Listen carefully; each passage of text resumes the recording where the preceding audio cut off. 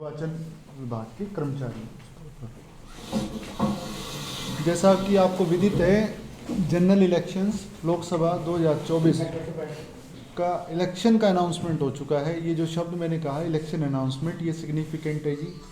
इसके बाद कुछ कार्य हमारे शुरू हो गए हैं। जैसे ही इलेक्शन अनाउंस होता है, मॉडल कोड ऑफ कंडक्ट वो लागू हो जाता है जी। मॉडल कोड ऑफ कंडक्ट एक व्यवस्था है जी, जिसमें सभी पॉलिटिकल पार्टीज़, सभी इलेक्शन में ड्यूटी जो दे रहे हैं लोग और आम जनता, उनकी कुछ ऑब्लिगेशंस हैं, माने उनकी कुछ जिम्मेवारियां जो उनको पूरी करनी होती हैं, वो मैं आपको बताऊंगा। लेकिन उससे पहले, जैसे आपको विदित है, फेज़ 6 में हमारा इलेक्शंस होने हैं। अधिसूचना जारी होने की तिथि 29 अप्रैल 2024 है। नामांकन पत्र दाखिल करने की अंतिम तिथि 6 मई 2024 है। स्क्रूटनी जो होनी है 7 मई तक होनी है। विड्रॉल की जो डेट है वो 9 मई है। मतदान की तिथि 25 मई है। मतगणना 4 जून को है। चुनाव प्रक्रिया पूर्ण होने की तिथि 6 जून है। Model code of conduct election announce होने के बाद जब तक चुनावी प्रक्रिया खत्म नहीं होती है, माने 6 जून तक लागू रहेगा। इसके बाद जैसे जैसे इलेक्शंस की डेट्स आएंगी, वैसे वैसे ड्यूटीज़ अलग अलग काम करेंगे। मॉडल कोड ऑफ कंडक्ट में सभी पॉलिटिकल पार्टी से अपेक्षित है कि वो अपना जो काम है मॉडल कोड के हिसाब से करें।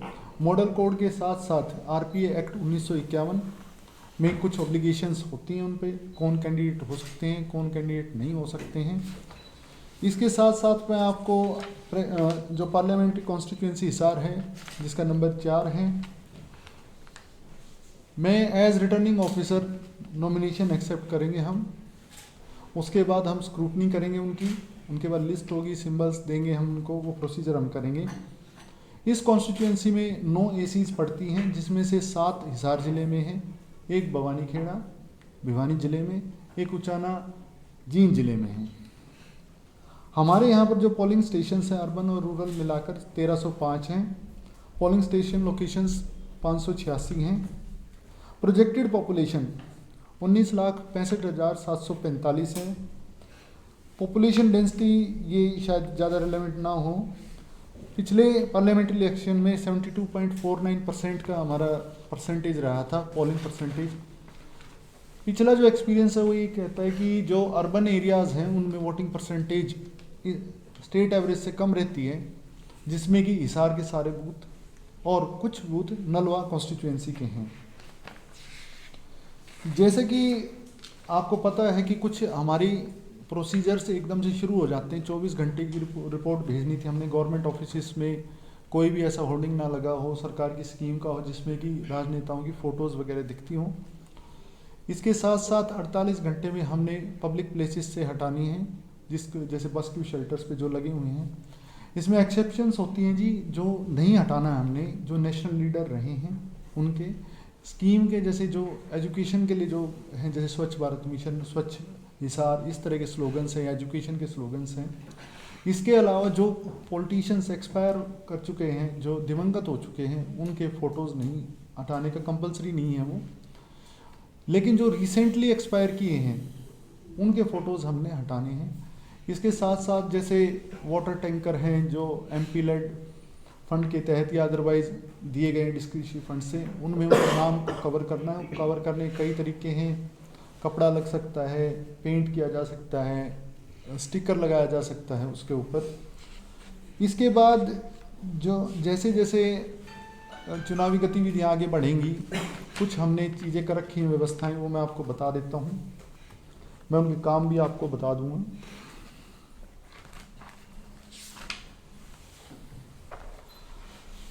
जैसे कि हम फ्लाइंग स्क्वाड्स बनाते हैं, जिसमें कि एकदम से सी विजिल पे कोई कंप्लेंट आई तो 100 मिनट, सी विजिल एक ऐप है जिसपे सिटीजन विजिलेंस, सिटीजन कोई भी कंप्लेंट कर सकता है, तो 100 मिनट के अंदर हमने उसको रिजोल्व करना है, नहीं तो वो एस्केलेट होकर सीधा हेडक्वार्टर चला जाएगा इसीलिए। उसके बाद स्टैटिक सर्विलेंस टीम्स हैं, वीडियो सर्विलेंस टीम्स हैं, वीडियो व्यूइंग टीम्स हैं। इनके अलग अलग रोल हैं, मैं फिर भी थोड़ा थोड़ा बता देता हूँ उनका। स्टैटिक सर्विलेंस टीम्स हैं, जैसे नाके लगने हैं, वो एसीज में हैं, हर एक एसी में लगना है वो। इसके साथ साथ वीडियो सर्विलेंस टीम क्या करेगी, कोई जलसा हो रहा है, कोई पॉलिटिकल पार्टी इवेंट कर रही है तो वहाँ जाकर उसकी वीडियोग्राफी करेंगे वो। और वीडियोग्राफी में ये वो उसको बोलना भी होगा कि जी ये मैं यहाँ आया हुआ हूँ, इस पॉलिटिकल पार्टी का है, इतने लोग विद्यमान हैं यहाँ पर, ये वस्तुएं ये प्रयोग में ला रहे हैं, ये इस तरह का बात कर रही हैं। जो वीडियो सर्विलेंस टीम है वो आकर फिर अपने जो वीडियो कंटेंट होगा, वीडियो व्यूइंग टीम है जो एक हर एसी वाइज है, वो आकर फिर उसको एक टीम वीडियो व्यूइंग टीम में एक्सपेंडिचर को बुक करने के लिए भी है कि खर्चा उसमें लिखा जाएगा कि ये कंपोनेंट इन्होंने यूज़ किया, इसका इतना खर्चा बनता है, वो कैंडिडेट के अकाउंट में या पार्टी के अकाउंट में जाना है, उसकी स्पेसिफिक गाइडलाइंस है, कौन सा खर्चा पार्टी में जाना है, कौन सा खर्चा कैंडिडेट के लिए जाना है। इसके साथ हमारे जो क्रिटिकल बूथ्स हैं उसकी कंडीशंस हैं, उसमें 4 बूथ आए हैं 2019 के इलेक्शंस के मद्देनज़र। जो हमारी एफएसटी हैं, जिसको हम ध्यान करने के लिए एफएसटी बोल देते हैं, एक्चुअली वो फ्लाइंग स्क्वाड है। ऐसी 42 फ्लाइंग स्क्वाड हैं हिसार ज़िले के लिए 7 कॉन्स्टिट्यूंसी में। जो मैं आपको इन्फॉर्मेशन यहाँ के लिए बता रहा हूँ वही भिवानी के जो डीओ हैं और जींद के जो डीओ हैं वो वहाँ की इन्फॉर्मेशन, वहाँ की अगर आपको वो चाहिए तो हम अलग से आपको दे देंगे, लेकिन क्योंकि ज़िले की ब्रीफिंग है तो ज़िले के हिसाब से मैं आपको बता रहा हूँ। स्टैटिक सर्विलेंस टीम्स हैं, इसमें 21 ऐसी टीम बनाई गई हैं। वीएसटी जो वीडियो सर्विलेंस टीम्स हैं 21 बनाई गई हैं। वीडियो व्यूइंग टीम मैंने बताया 1 प्रति एसी बनाई गई हैं।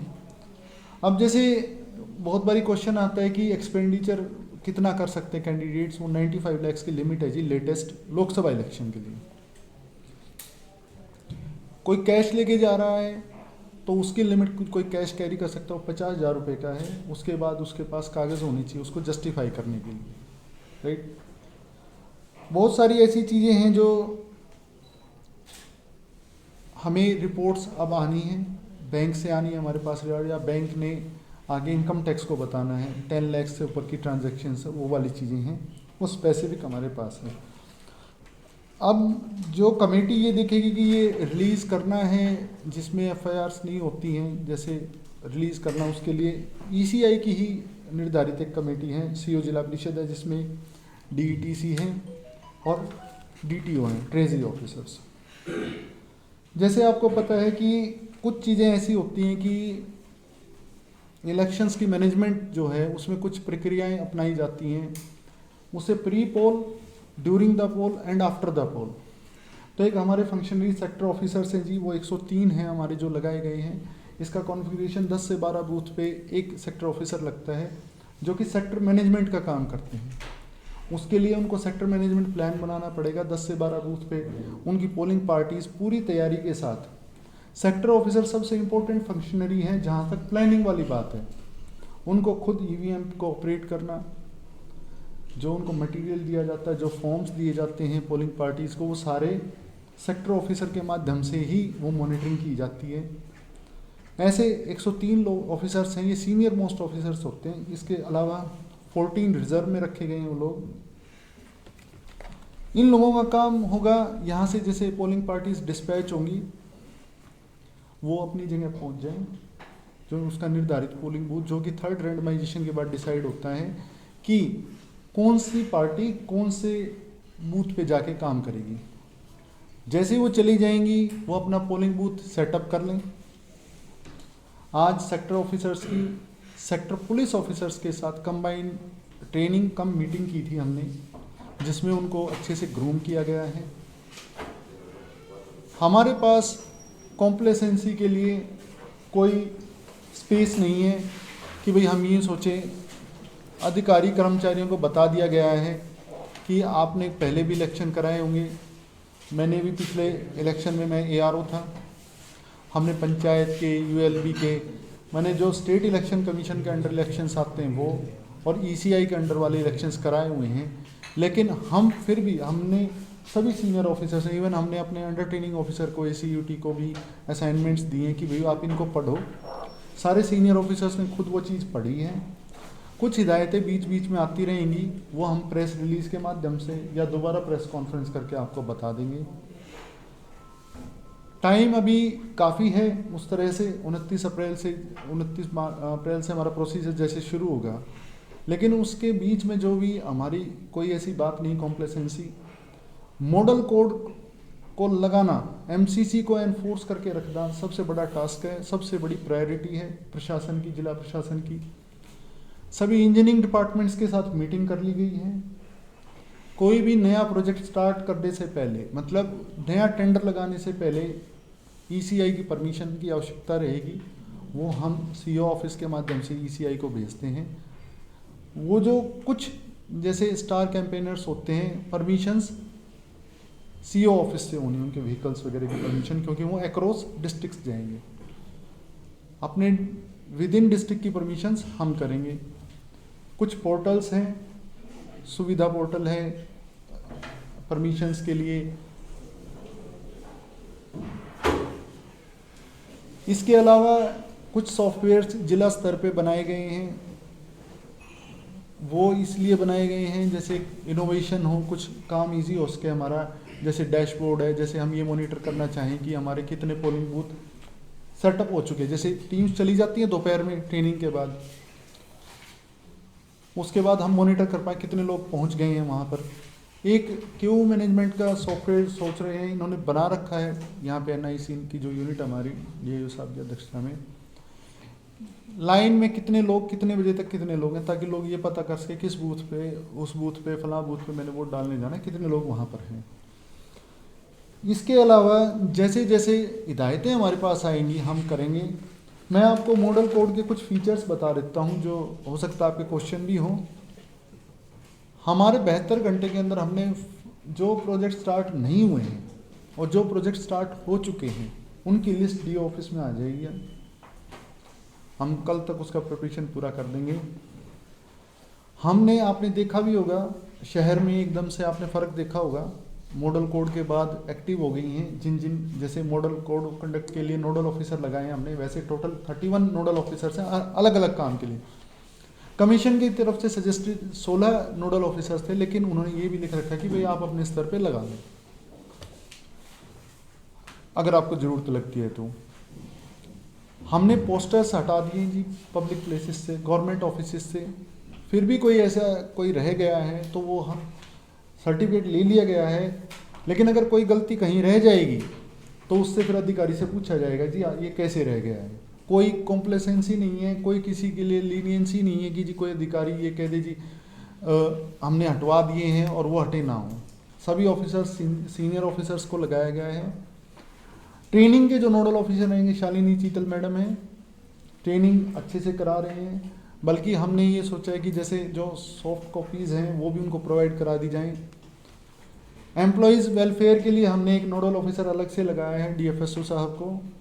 एम्प्लॉय वेलफेयर से मतलब ये है कि जिस दिन डिस्पैच होगा, रिसीट होगा, रिसीविंग टीम्स होंगी जैसे, उनका जो व्यवस्था देखनी है। दूसरा, जो पोलिंग बूथ्स पर हमारी पोलिंग पार्टीज होंगी। First aid box CS office के थ्रू बनते हैं सिविल सर्जन के, वो उनको बोल दिया गया है, हिदायतें जारी कर दी गई हैं। इंजीनियरिंग डिपार्टमेंट्स का जैसे मैंने बताया आपको, बिल्कुल सख्ती से अभी भी हमारे पास कुछ आए थे प्रोजेक्ट्स, तो हमने फाइल पे लिख दिया कि भाई इसका सीओ ऑफिस से परमिशन के लिए भेजें। कोई भी प्रोजेक्ट हमारा जो अलॉट हो चुका था और उसका एक्चुअल वर्क ग्राउंड पे शुरू हो गया है, सिर्फ वही शुरू हो सकता है, अभी बाकी नहीं होंगे। चाहे वर्क अलॉट हो रखा हो लेकिन ग्राउंड पे शुरू नहीं हुआ है तो वो काम नहीं कराया जाएगा। इसके अलावा अगर आपका कोई प्रश्न है तो प्लीज़ पूछिए। वो सर, संवेदन और अति संवेदनशील कितने बूथ बनाए गए हैं और उनके किस प्रकार के अलग से क्या गया है? देखिए, जैसे जो आपने कहा ना सेंसिटिव और हाइपर सेंसिटिव, ये डिक्शन अब यूज़ नहीं करती ईसीआई, एक ही है क्रिटिकल बूथ। वो क्रिटिकल बूथ अभी तक हमारे पास 4 हैं। वो डेटा लॉ एंड ऑर्डर से भी संबंधित कंडीशंस हैं उसकी, और उसके अलावा वोटिंग पैटर्न से भी संबंधित है कि भाई 90% वोट होगी, 70% एक ही कैंडिडेट को चलेगी, तो ऐसे 4 आए हैं। वल्नरेबिलिटी मैपिंग जैसे सेक्टर ऑफिसर्स हैं, उन्होंने 3 दिन के अंदर हमें रिपोर्ट देनी है। एक बार हमने रिपोर्ट ले ली थी इलेक्शन अनाउंसमेंट के 3 दिन के अंदर। 5 दिन के अंदर वो, मतलब अगले 2 दिन में वो एआरओ के माध्यम से हमारे पास आ जाएगी क्रॉस वेरिफिकेशन के लिए। एसडीएम रैंक से नीचे का अधिकारी नहीं होना चाहिए, वो उसको एनालाइज करेंगे और फिर हम और एसपी साहब मिल के करेंगे। एक नंबर जारी किया गया था सर प्रशासन की ओर से, क्या किस चीज़ 1950 नंबर कोई जारी किया गया है? हाँ जी, वो कंप्लेंट्स के लिए है जी। किसी को कोई कंप्लेंट दर्ज करानी तो उससे कर सकते हैं, ऐप भी डाउनलोड कर वो भी कर सकते हैं। उसमें संबंधित कर्मचारी की ड्यूटीज़ भी लगी हैं जी। सी विजिल की कंप्लेंट आएगी, फ्लाइंग स्क्वाड एकदम से एक्टिवेट हो जाए ताकि उसको रिजोल्व किया जा सके 100 मिनट के अंदर। ये है। एक्सपेंडिचर की बात आपने की अभी, 95 लाख रुपए आपने बताया कि कर सकता है कैंडिडेट। पार्टी के फंड से भी कुछ खर्चा हो सकता है? उस पर कोई लिमिट नहीं है जी, पार्टी कितना भी कर सकती हो। कर सकती है, इसके अलावा खर्चा कर सकती है। हाँ जी, वो उसकी बुकिंग्स हैं। जैसे एग्जांपल सोचिए अभी कैंडिडेट अनाउंस नहीं हुए, लेकिन पार्टीज अपना प्रचार करना चाहें तो वो स्टेट पार्टी पे, मतलब उस पर्टिकुलर पार्टी पे चला जाएगा। सोशल मीडिया और जनरल मीडिया के लिए कोई स्पेसिफिक गाइडलाइन है? क्योंकि इलेक्शन कमीशन उन्होंने भी प्रेस कॉन्फ्रेंस में कहा था कि हेट स्पीच को लेके बेसिकली हम काफ़ी स्ट्रांग रहेंगे इस बार। देखिए, मैं आपको जैसे बताया, मॉडल कोड ऑफ कंडक्ट जो है वो डायरेक्टली ये नहीं कहता कि आपने मॉडल कोड को वायलेट किया इसलिए आपको ये प्रोसिक्यूट किया जा रहा है। जो अंडरलाइन लॉ हैं, आईपीसी की धाराएं हैं जिसमें कि जाति, धर्म या सामाजिक समूह के बेसिस पे कोई हेट्रेड ना फैलाए, नफरत ना फैलाए, उनके तहत प्रोसिक्यूट किया जा सकता है उनको।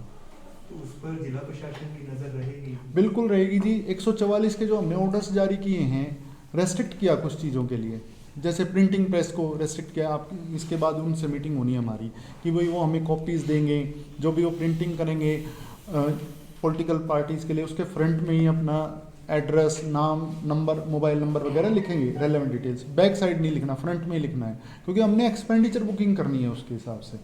कोई ऐसी प्रिंटिंग प्रेस मिलती है जो अनऑथराइज वे में प्रिंटिंग कर रही है, वो एक्सपेंडिचर बुकिंग तो होगी उनकी, कैंडिडेट की जिसकी होगी, लेकिन उस पर एक्शन भी लिया जाएगा। जब 144 की जो धारा का वायलेशंस करता है, 188 आईपीसी के तहत फिर उस पर एक्शन ले। 144 सीआरपीसी, उसका अगर किसी ने वायलेशन किया तो 188 आईपीसी के तहत पब्लिक अथॉरिटी का डिसोबे किया ऑर्डर को, तो वो फिर कार्रवाई की जाएगी। सर, होर्डिंग और रैली के लिए कोई अलग से स्थान निश्चित किए जाएंगे या फिर कहीं भी? हाँ जी, बिल्कुल निश्चित किया है। एआरओ लेवल पे वो निश्चित किए जाएंगे। अगर कोई ऐसी, और उसमें भी ये बात ध्यान की जाएगी, इक्विटेबल डिस्ट्रीब्यूशन हो, कोई ऐसा भेदभाव नहीं होना चाहिए, एक पार्टी को अलाउ किया जा रहा है, एक कैंडिडेट को अलाउ किया जा रहा है, दूसरों को नहीं अलाउ किया जा रहा है। ऐसी जो शिकायतें आई जाएंगी उसको बिल्कुल ऑफिसर्स को स्ट्रिक्टली बोल दी गई है। ये बात इक्विटेबल होना चाहिए, सबको इक्वल एक्सेस हो। वेपन्स की बात हुई, जब ये तो गवर्नमेंट लैंड की बात हुई है, जो गवर्नमेंट ने जो टेंडर किया हुआ है उनके लिए क्या गाइडलाइन? जैसे हमने टेंडर किया हुआ है, जैसे निगम से टेंडर हो गया, जैसे उसको हम डेजिग्नेट करेंगे। अगर हमने उनको डेजिग्नेट किया होगा तो वो नहीं कर सकते फिर वो। तो पॉलिटिकल पार्टी की होर्डिंग्स नहीं लगा सकते? डेजिग्नेटेड प्लेसेस ही होंगे। अच्छा। जैसे इन्होंने कहा ना, जैसे कि निगम ने जैसे अपने होर्डिंग लगवा रखे हैं, हाँ, तो उनको भी हम डेजिग्नेट करेंगे तभी यूज हो सकते हैं पॉलिटिकल उसके लिए ना। तो वेपन्स को लेकर और हार्डकोर क्रिमिनल्स को लेकर क्या अभी स्टेप्स हैं? देखिए, वेपन्स को लेके तो रेस्ट्रिक्शंस है जी। कोई नया लाइसेंस नहीं बनेगा इस दौरान जब तक मॉडल कोड ऑफ कंडक्ट है, बिल्कुल एक्सप्लिसिटली मेंशन्ड है। इसके अलावा जो बाकी क्रिमिनल्स के हैं, नॉन अवेलेबल वारंट्स हैं, वो मैं एसपी साहब को रिक्वेस्ट करूंगा दोनों को अपने क्षेत्र का वो ब्रीफ बता देंगे। इसको एंड में बताएंगे, अभी बता देंगे। सोशल मीडिया के बीच में रहते तो सोशल मीडिया की मॉनिटरिंग कैसे करेंगे? क्योंकि सोशल मीडिया के टाइम बहुत ज़्यादा चलता है, उसकी मॉनिटरिंग होगी कैसे? हमारी, जैसे मैं आपको बताऊं, जो कैंडिडेट्स होते हैं, जैसे एक होता है फ्री अकाउंट होता है जैसे, और एक होता है स्पॉन्सर्ड अकाउंट होता है। तो जैसे वीडियो व्यूइंग टीम्स हैं जो, उनसे ये काम कराएंगे मॉनिटरिंग का। स्पेशल टीम होंगी? स्पेशल टीम्स होंगी, हाँ जी, बिल्कुल। सर, ये नाके लगाने की बात कर रहे थे, ये कब से प्रभावी होगा? हम उम्मीद कर रहे हैं कल से हम प्रभावी करने का कोई प्रयास कर रहे हैं। कितने स्पेस कहाँ ये हमारे 21 जगह हैं, स्टेटिक टीम्स 21 हैं ऐसी। इसमें स्टेक होल्डर्स भी आ जाएंगे? क्या आ जाएंगे? जो नाकों में स्टेक हाँ होल्डर्स जी, हाँ जी, इंटरेस्ट, हाँ जी, आप बताओ। जी, तो मैं थोड़ी सी बैकग्राउंड दे दूं। जैसे ज़िला निर्वाचन अधिकारी डिस्ट्रिक्ट मैजिस्ट्रेट साहब ने आपको बताया कि इलेक्शन अनाउंस हो गया। जो अंडरलाइंग स्पिरिट है इसमें पूरे डिस्ट्रिक्ट मशीनरी की और पुलिस की, वो विशेष तौर पे यही है कि स्वतंत्र, निष्पक्ष और शांतिपूर्ण चुनाव करवाए जाएं। और जैसा डीसी साहब ने पहले भी बताया कि इसको 3 भागों में लगभग बांटा जाता है। एक तो निर्वाचन से पहले वाला प्री पोल, एक निर्वाचन के दौरान और एक निर्वाचन के बाद।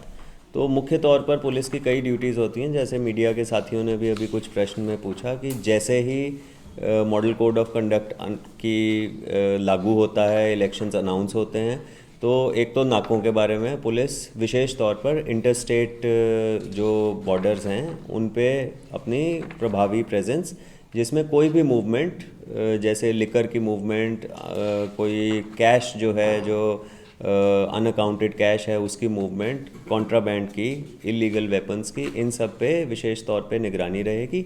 और जैसे जैसे हमारे पास फोर्स आती है, नॉर्म्स बहुत क्लियर हैं इलेक्शन कमीशन के, और प्रीवियस इलेक्शंस को देखते हुए, वल्नरेबिलिटी को देखते हुए हमारी फोर्स की प्रोजेक्शन होती है, जिसमें हमें ये पता लगता है बूथ के लिए, नाकों के लिए या अन्य ड्यूटीज़ के लिए, पेट्रोलिंग के लिए हमें कितनी फोर्स चाहिए।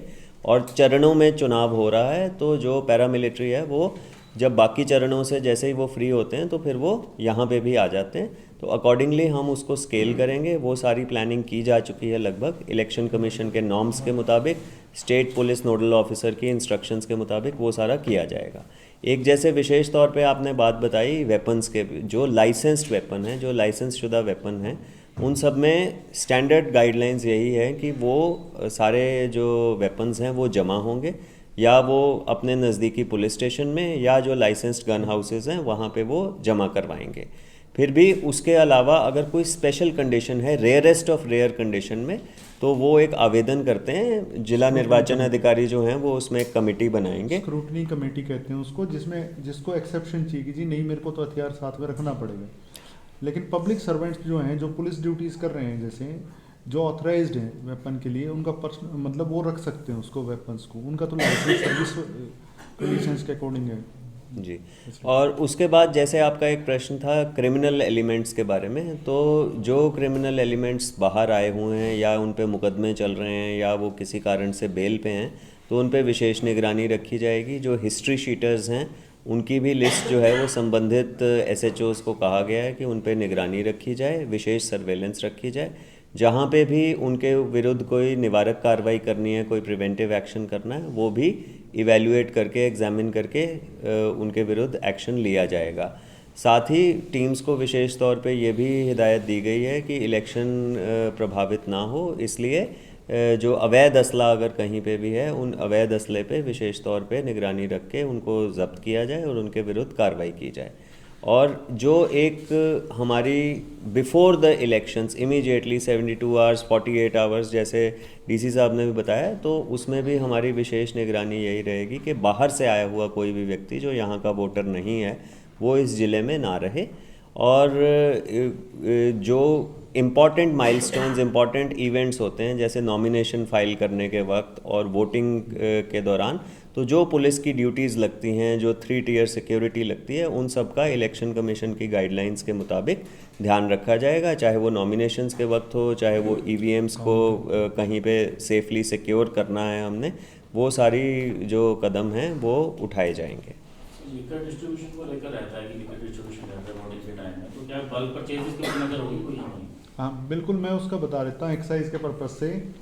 जो उनका पहली तो बात है, जहाँ पर उनके स्टोरेजेस हैं, ECI की रिक्वायरमेंट है कि उनकी वीडियो से कवरेज हो, ठीक है। जो डिस्टिलरीज हैं जो मूवमेंट करेंगे वो बिल्कुल अकाउंटिंग किया जाएगा उस चीज़ को कि किस वेंडर के वहाँ पे जा रही है, उस तरह की चीज़ें होंगी। ये खास ध्यान देने वाली चीज़ है। जैसे SP साहब ने बताया कि लास्ट का जो टाइम हो बड़ा क्रिटिकल होता है, उस टाइम पे स्पेशल सर्विलेंस रखा जाएगा कि बाहर के व्यक्ति आके जो यहाँ के वोटर नहीं हैं वो यहाँ पर मतलब ना स्टे करे इवनिंग में, रात को, मतलब उस तरह से। इसके साथ साथ जैसे मॉडल कोड ऑफ कंडक्ट है, जैसे उसमें एज ए नॉर्म ये कि गेस्ट हाउसेज में कोई भी पॉलिटिकल एक्टिविटी नहीं हो सकती, गवर्नमेंट के जितने गेस्ट हाउस हैं। दूसरी बात ये कि उसमें एक्सेप्शन हो सकती है, किसी को हेल्थ का बिल्कुल ही कंसर्न हो गया किसी पॉलिटिकल फंक्शनरी को, तो वो विद परमिशन ही स्टे कर सकते हैं वहाँ पे। यूजुअली करते नहीं हैं, लेकिन फिर भी उसके व्यवस्था है उस तरह से कि भाई आपने पॉलिटिकल एक्टिविटी तो बिल्कुल नहीं करनी है। और अगर मान लीजिए कोई political functionary with permission stay भी कर रहे हैं, तो वहाँ पे मेडिकल डॉक्टर होगा, पुलिस होगी देखने के लिए कि क्या वो कंडीशन वैसी है, और उन पर ये सर्विलेंस रखा जाए कोई पॉलिटिकल एक्टिविटी ना करें। इसके साथ साथ कोई भी ऐसा, मतलब जैसे मैंने बताया इंजीनियर्स के लिए कोई भी इनॉग्रेशंस वगैरह इस तरह का प्लान नहीं होगा। अगर कोई हो भी रहा है तो कोई पॉलिटिकल पर्सन उसमें एज अ कॉमन सिटीजन आ सकते हैं। ये नहीं हो सकता कि भी वो उसका लोकार्पण कर रहे हैं या फिर शिलान्यास कोई है, ऐसा कोई भी गतिविधि अब अलाउड नहीं है जी। और कुछ नहीं। टोटल वेपन्स कितने हो गए अपने? मैं आपको डेटा प्रोवाइड करा दूंगा अभी। Thank you. दोनों जगह का करवा देना सर, आंसर अगर वो तो एक ही ब्रांच से ही है, एलपीए ब्रांच से, वो यहाँ से मिल जाएगा। Thank you ji, thank you thank you.